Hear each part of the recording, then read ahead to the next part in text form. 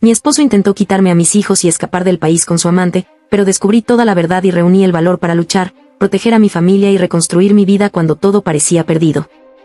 Hace aproximadamente 2 semanas, estaba usando la laptop de Martín porque la mía estaba descargada y necesitaba revisar un correo sobre la guardería de mi hijo. Nada raro en eso, ¿verdad? Pero cuando abrí el navegador, vi que él había estado buscando requisitos de visa para Singapur. Nunca hemos hablado de Singapur, nunca. No le di mucha importancia, tal vez era por otra cosa. Pero luego noté que también había estado buscando escuelas internacionales en Singapur. Tenemos un hijo de 3 años y una niña de 1, ¿por qué estaría buscando escuelas en otro país? Cerré la laptop y traté de olvidarlo, pero algo se sentía raro. Esa noche, durante la cena, le pregunté casualmente si alguna vez había pensado en visitar Singapur. Y puso una cara extraña y me dijo que no realmente, que por qué preguntaba, y cambió el tema súper rápido. Me di cuenta de que mentía porque no me miraba a los ojos y no dejaba de jugar con el tenedor. Señal de alerta. Al día siguiente, mientras él estaba en el trabajo, volví a revisar su laptop. Lo sé, invasión de privacidad o lo que sea, pero estaba enloqueciendo. Encontré correos entre él y alguien llamada Isabel. Los correos no eran súper explícitos ni nada, pero definitivamente había algo pasando. Ella seguía diciendo cosas como no puedo esperar hasta que podamos estar juntos de verdad y la espera me está matando. Pero aquí es donde todo se pone más turbio. En un correo, ella decía he estado viendo casas cerca de la escuela que nos gustó, mucho espacio para que los niños jueguen. Los niños, mis hijos. ¿Qué demonios? Seguí investigando y descubrí que Martín había solicitado una transferencia laboral a la oficina de Singapur. Nunca me mencionó esto, ni una sola vez. Y ya se la habían aprobado, la transferencia era para el próximo mes, ya tenía el boleto de avión comprado. Sentí que no podía respirar. Martín y yo hemos estado juntos desde la secundaria, tenemos 2 hijos hermosos juntos, ¿cómo pudo hacerme esto? ¿Cómo pudo planear llevarse a mis bebés lejos de mí? Estaba temblando tanto que dejé caer su laptop y se rompió la pantalla. En vez de enfrentarlo de inmediato, que honestamente era lo que quería hacer, decidí ser inteligente. Le tomé fotos a todo lo que encontré y se las mandé a mi hermana. Luego empecé a monitorear sus mensajes sincronizándolos al iPad, él no sabe que puedo verlos. Durante la siguiente semana, lo vi mensajeándose constantemente con esa Isabel. Nunca decían explícitamente que se iban a llevar a los niños, pero hablaban del plan y de asegurarse de que todo saliera bien. Él seguía asegurándole que todo iba bien. También descubrí que había estado moviendo dinero a una cuenta separada, cantidades pequeñas al principio, pero en los últimos 3 meses ya eran casi $20,000. Nuestros ahorros básicamente se esfumaron. Me enferma pensar cuánto tiempo lleva planeando esto. Ayer, decidí que necesitaba saber quién era Isabel. Revisé los contactos de Martín y encontré su número. No la llamé ni nada, solo quería ver si podía descubrir quién era. La busqué en redes sociales y, Dios mío, es su compañera de trabajo. Llevan trabajando juntos más de 1 año. Su Instagram está lleno de fotos de fiestas de la oficina y almuerzos en equipo, Martín sale en muchas. Ella subió una foto hace 2 meses con el pie de foto a veces las mejores cosas en la vida llegan cuando menos te lo esperas, con emoji de corazón. Y Martín le dio me gusta. Me dieron ganas de vomitar. Hoy decidí que ya era suficiente. Esperé a que los niños estuvieran dormidos y enfrenté a Martín. No le dije todo lo que sabía, solo volví a preguntarle sobre Singapur. Lo negó todo al principio, dijo que solo era algo que estaba investigando para unas vacaciones posibles. Le dije mentiroso, le dije que sabía lo de Isabel. Su cara se puso completamente blanca, empezó a balbucear, diciendo que no entendía, que no era lo que parecía, clásico. Le pregunté directamente si estaba planeando llevarse a nuestros hijos a Singapur, no quiso responder. Empezamos a discutir, las voces subieron de tono, yo estaba tan enojada que apenas podía ver.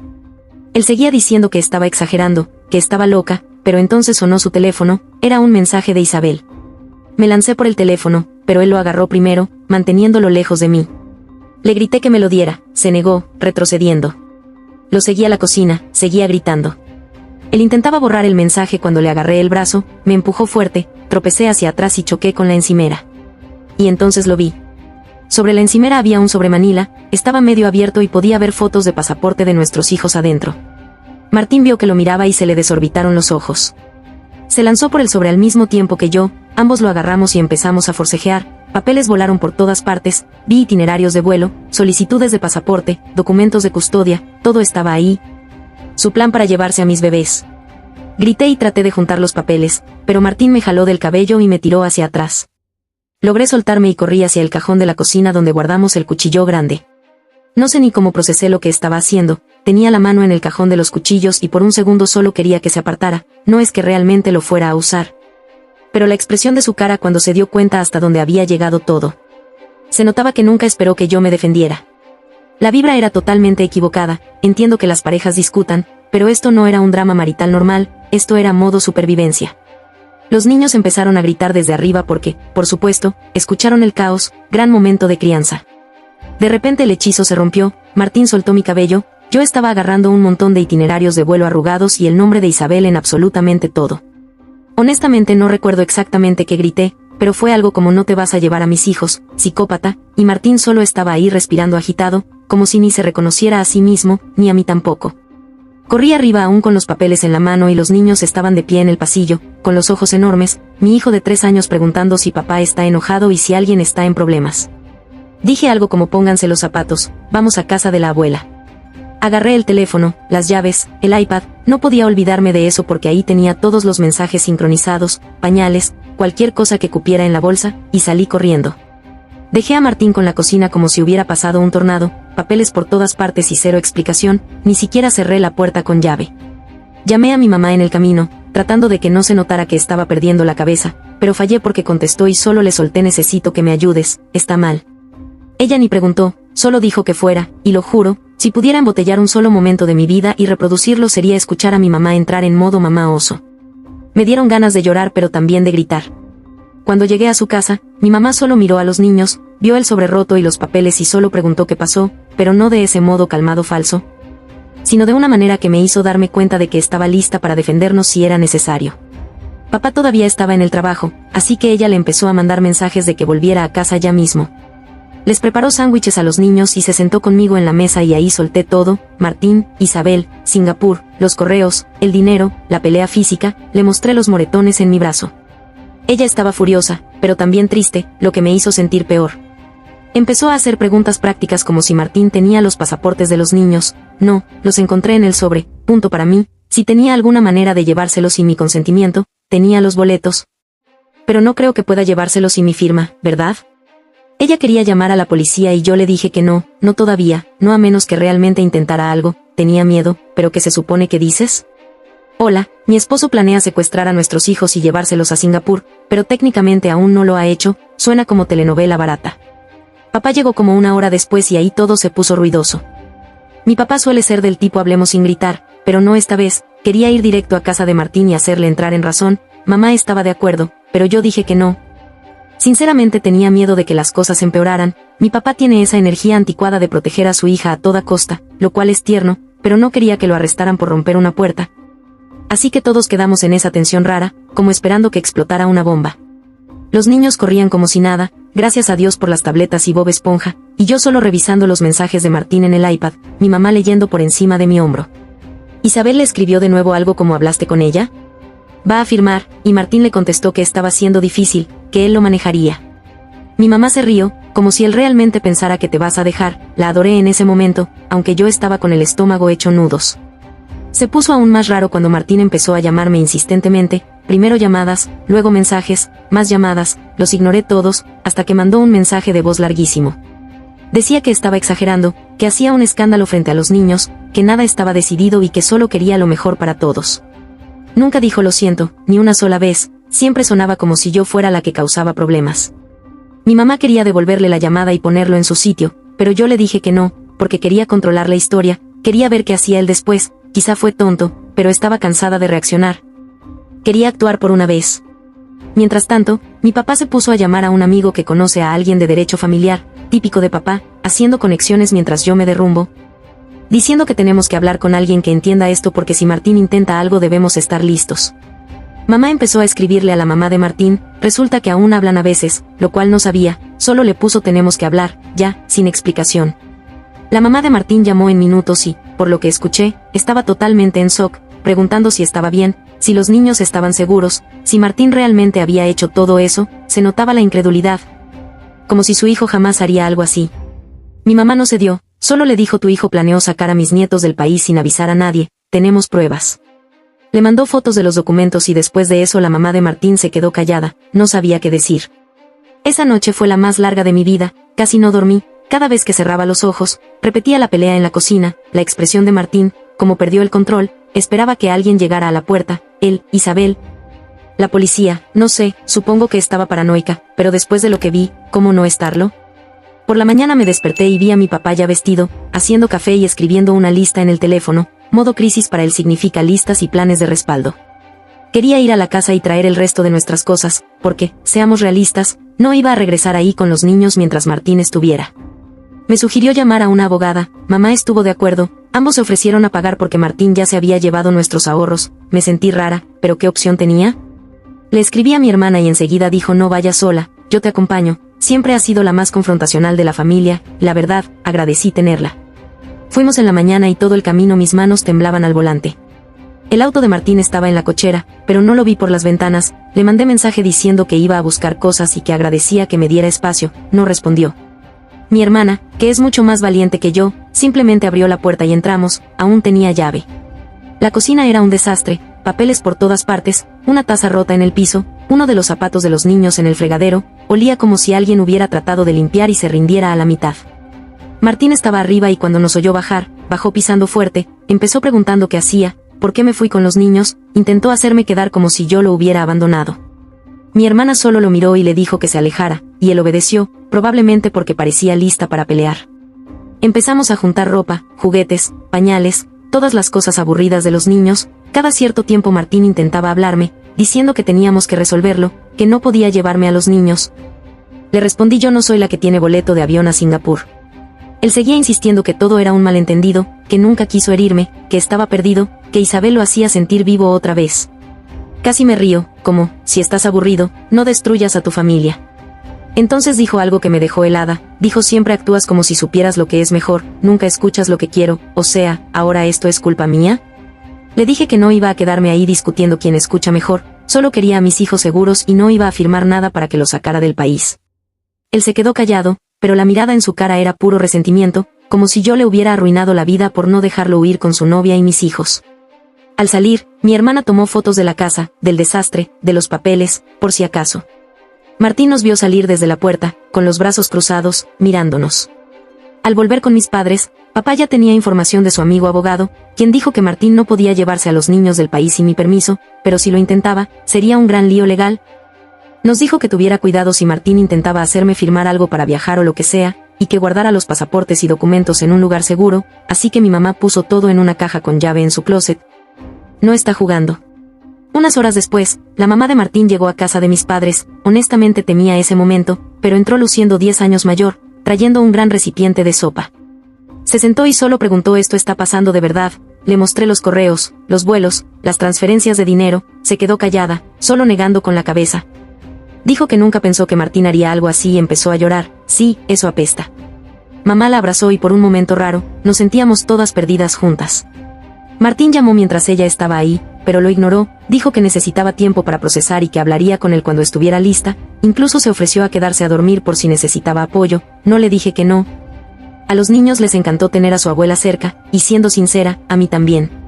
Esa noche recibí un mensaje de un número desconocido, era Isabel. Solo ver su nombre me dieron ganas de tirar el teléfono. Dijo que lamentaba todo, que nunca quiso que terminara así, que no culpemos a Martín, que él no era el mismo. ¿Cómo? ¿Perdón?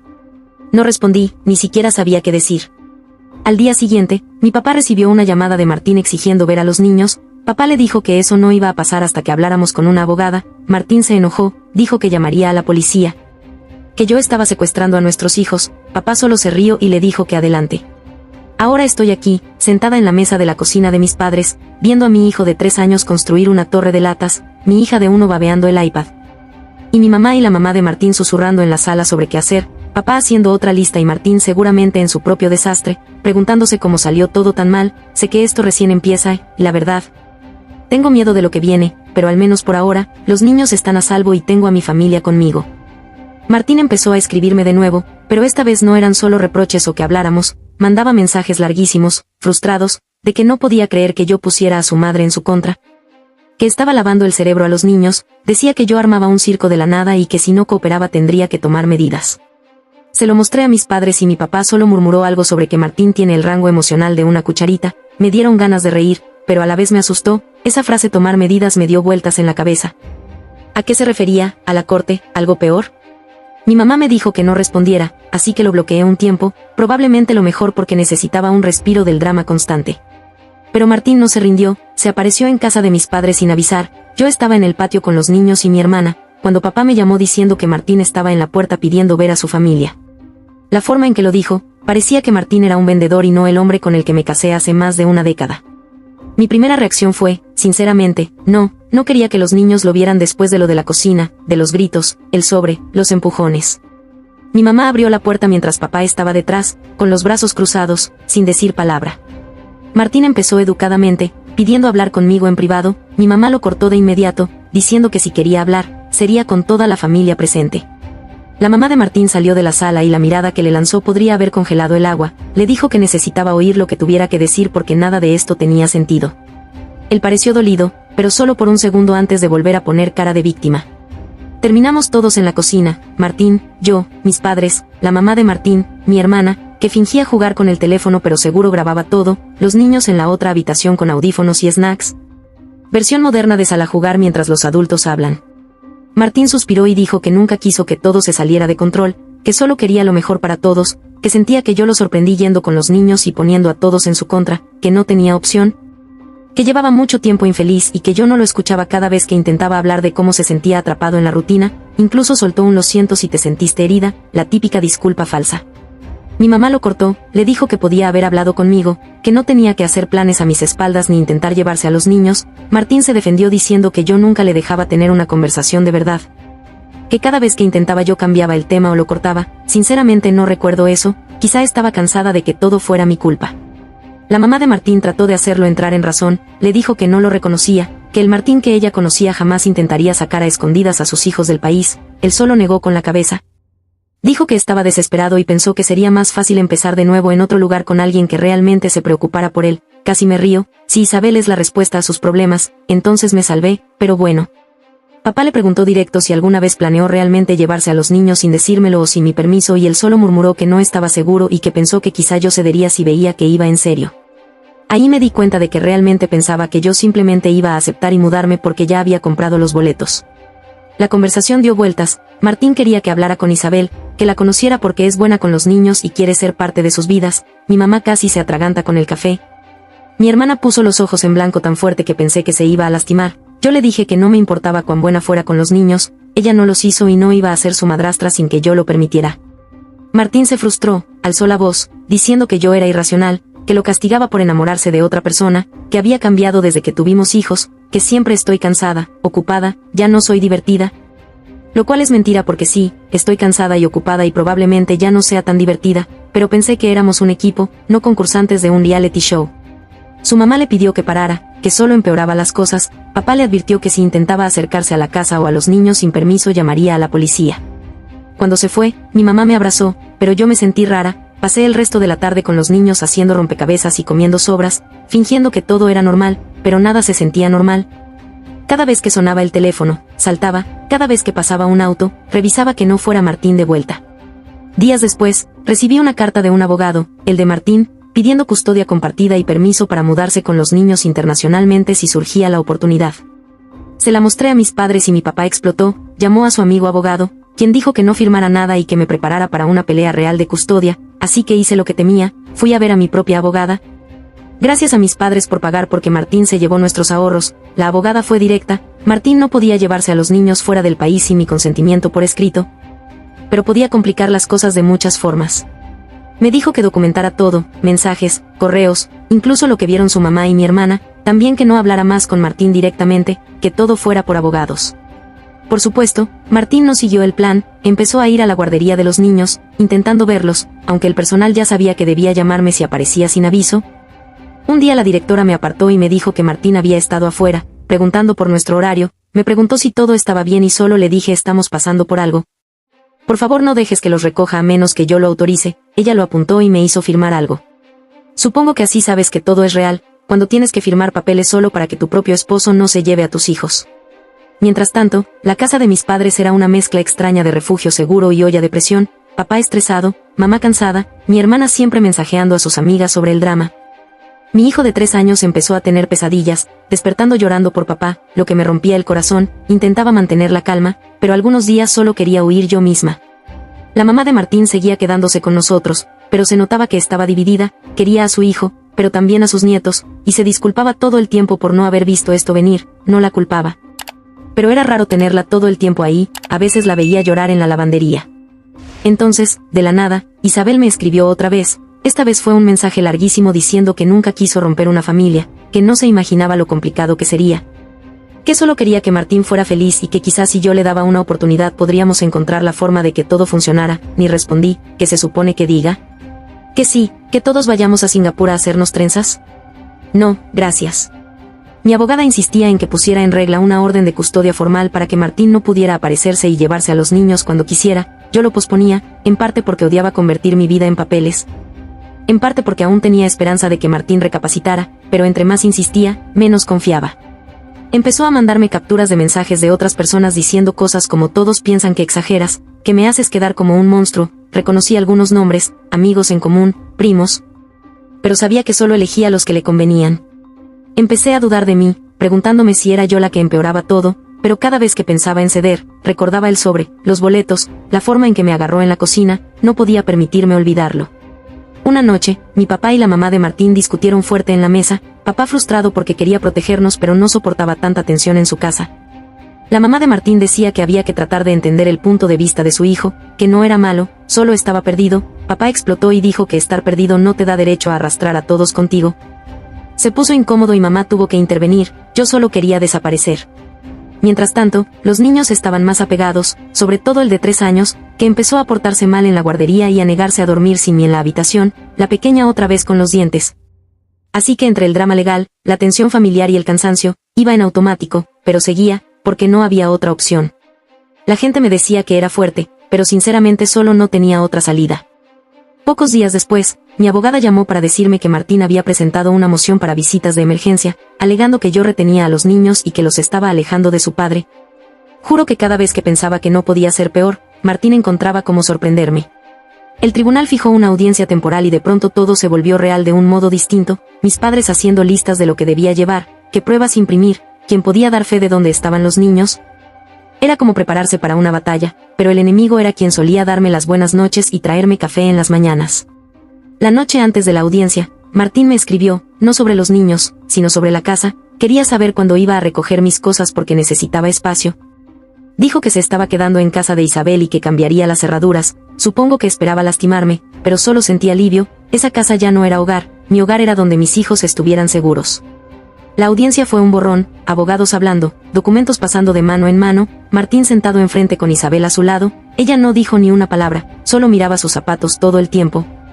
El juez hizo 1000 preguntas, sobre todo de los niños, nuestra situación de vida, por qué Martín compró boletos, por qué no me contó de la transferencia laboral.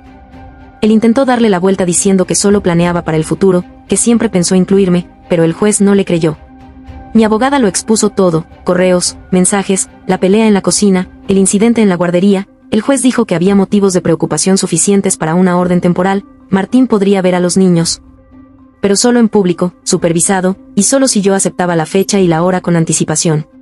Así que aquí estamos, con una orden judicial, los pasaportes guardados, y Martín deprimido en casa de Isabel, todavía escribiéndome lo injusto que es todo esto. Mi hijo de 3 años ha empezado a dibujar 2 casas. Una conmigo, otra con papá y esa señora de gafas, supongo que es Isabel. ¿Creo que Martín ha terminado? Para nada. Después de la orden temporal, todo estuvo extrañamente tranquilo una semana. Martín seguía escribiendo, pero solo una mezcla de cuando puedo ver a los niños, y haces esto más difícil de lo necesario. Nunca respondí directamente, solo le pasaba todo a mi abogada. También trató de hablar con mi mamá, lo cual fue gracioso porque empezó a filtrar todas sus llamadas, y cuando contestaba, solo le decía que hablara con su propio abogado o le colgaba. Mi papá bromeó que hacía falta un letrero de no dramas en la puerta, pero nadie se reía. La mamá de Martín seguía con nosotros, era tenso, pero no por lo que uno pensaría. Estaba callada, ayudando con los niños, pero empezó a hacer muchas preguntas sobre cómo era Martín en casa. Si lo había notado cambiado últimamente, si estaba bajo presión. No quería tomar partido, pero se notaba que sufría. Una noche, cuando todos dormían, me dijo que se culpaba por no ver lo infeliz que estaba Martín, que si hubiera insistido en que hablara, quizá todo sería distinto. Yo no supe qué decir. Solo respondí que él no era el único infeliz ahora. Ella se rió triste. La primera visita supervisada fue en una cafetería con juegos, de esas caras y con un arenero que huele a pies. Mi mamá fue conmigo porque no pensaba hacer esto sola. Martín ya estaba ahí cuando llegamos. Sentado con 2 bebidas y un dinosaurio de plástico para los niños, trató de actuar normal, pero se notaba nervioso. Mi hijo de 3 años corrió a él, pero la pequeña se aferró a mí como mono. Martín intentó cargarla, pero ella escondió la cara en mi hombro. Él trataba de conversar, preguntando por los programas favoritos, si habían ido al parque, si extrañaban su cuarto. Yo respondía solo lo justo, como si llenara una encuesta. Mi mamá ni fingía ser simpática. Se quedó mirando el teléfono, dejando claro que solo estaba ahí para vigilar, no para socializar. A mitad de la visita, Martín trató de hablar, de avanzar. Dijo que merecía un nuevo comienzo, que todo podría mejorar si soltábamos el pasado. Le pregunté si soltar el pasado significaba perdonar el intento de llevarse a mis hijos al otro lado del mundo a escondidas. Él solo miró el suelo y no respondió. Mi mamá carraspeó y Martín se rindió. Al final de la visita, los niños hicieron berrinche y Martín intentó abrazarlos a ambos, pero la pequeña chilló y se aferró a mí. Él parecía derrotado, pero por primera vez no sentí nada, ni ira ni lástima. Solo estaba cansada. En casa, el ánimo estaba raro. Mamá dijo que estaba orgullosa de mí por mantenerme firme, pero honestamente yo solo me sentía vacía. Papá quería hablar de estrategia. Estaba seguro de que Martín haría algo en la próxima audiencia, quizá usar las visitas supervisadas como prueba de que yo lo alejaba de los niños. Quería poner los ojos en blanco. Pero probablemente tenía razón. El abogado de Martín ya había mandado más papeles, pidiendo más tiempo sin supervisión, usando frases como derechos parentales y daño emocional. Mi abogada me dijo que no me preocupara, pero advirtió que estas cosas nunca terminan bien. Una semana antes de la audiencia, la mamá de Martín anunció que se mudaba. Dijo que tenía que apoyar a su hijo aunque no estuviera de acuerdo con lo que hizo. Lo entendí, pero la calma no duró. Martín empezó a presionar más. Volvió a aparecerse en la guardería, intentando hablar con el personal, preguntando si podía saludar a los niños. Ellas me llamaban cada vez, y yo tenía que recordarles la orden judicial. Una maestra me preguntó si todo estaba seguro y tuve que tranquilizarla, preguntándome lo mismo por dentro. La siguiente audiencia fue diferente. Ambas partes llevaron montones de papeles, capturas, incluso mensajes pasivo-agresivos de Martín. El juez fue directo, preguntando sobre horarios, sistemas de apoyo. ¿Qué necesitaban los niños? Martín seguía diciendo que quería lo mejor, pero cuando le presionaban repetía lo mismo sobre nuevos comienzos y oportunidades. Mi abogada mostró las transferencias de dinero, los documentos de trabajo, los correos ocultos y el hecho de que Martín ya había comprado boletos no reembolsables antes de decirme nada. Se notaba que el juez perdía la paciencia. El abogado de Martín trató de venderlo como planeación a futuro, diciendo que solo pensaba en el bienestar familiar. Yo no podía quedarme quieta. Mi mamá me apretó la mano y papá solo miraba a Martín. Isabel no estaba, pero su nombre salió varias veces. Mi abogada no ocultó nada sobre la amiga que de repente era el centro de la nueva vida de Martín. En un punto, Martín dijo que ella era la razón por la que sentía que vivía otra vez y el juez lo miró como diciendo, ¿en serio? Hasta su propio abogado se veía incómodo. Cuando tocó hablar de los niños, el juez preguntó si Martín tenía planes concretos para mantenerlos si se mudaba. Él se puso a la defensiva, dijo que lo resolvería, que todo saldría bien allá. El juez no se impresionó. Mi abogada insistió en que yo nunca acepté mudarme, que Martín mantuvo todo en secreto y que ya había sacudido suficiente la vida de los niños. Al final, el juez dictó que los niños se quedarían conmigo como madre principal. Martín solo podría verlos supervisado, con posibilidad de más tiempo si demostraba ser responsable. No podía sacarlos del estado y mucho menos del país sin mi permiso por escrito y de la corte. Dijo que esto era por la estabilidad de los niños, no aventuras para los adultos. Martín parecía noqueado, pero no protestó. Al salir, Martín intentó hablarme otra vez, preguntó si podía al menos intentar ver las cosas desde su lado, que solo quería ser feliz y merecía una oportunidad. Creo que lo sorprendí cuando no le grité ni lloré. Solo le dije que quizá la próxima vez intentara con honestidad. No supo qué responder. En casa de mis padres fue alivio y agotamiento a partes iguales. Mamá hizo una gran cena, papá hasta abrió una botella de vino, mi hermana puso a los niños a hacer coronas de papel aluminio, por primera vez en mucho. Sentí que éramos una familia otra vez, aunque diferente. Pero el drama no terminó. La familia de Martín está dividida. Algunos creen que soy la villana, otros que él tuvo lo que merecía, los amigos en común incómodos o tomando partido. Tuve que bloquear a un par que solo escribían para saber chismes. El dinero está ajustado y, sinceramente, el papeleo nunca termina. Sigo viviendo en casa de mis padres, aún averiguando el siguiente paso. Los niños preguntan por Martín, a veces tristes, a veces enojados, a veces solo quieren saber cuándo pueden cenar panqueques otra vez. Trato de ser honesta, pero casi siempre solo digo que lo estamos resolviendo juntos. Martín no ha intentado nada drástico desde la decisión del juez, sigue mandando algún mensaje, pero ahora son más tranquilos. solo para decir que encontró un juguete de los niños o preguntar por sus snacks favoritos. Sigue con Isabel hasta donde sé, pero ella ya no me escribe. Mi abogada dice que mientras siga la orden, todo debería calmarse, pero no me hago ilusiones de un final feliz. No voy a fingir que lo tengo todo resuelto ni que todo está bien ahora, no lo está, estoy cansada. Sin dinero y empezando de cero, pero aprendí que puedo pelear por mis hijos aunque parezca imposible, incluso cuando la persona contra la que peleas era alguien en quien confiabas para todo. No soy una heroína, solo una mamá a la que empujaron demasiado lejos, así que aquí lo dejo. Si aún estás leyendo, gracias por acompañarme, la vida real es un desastre.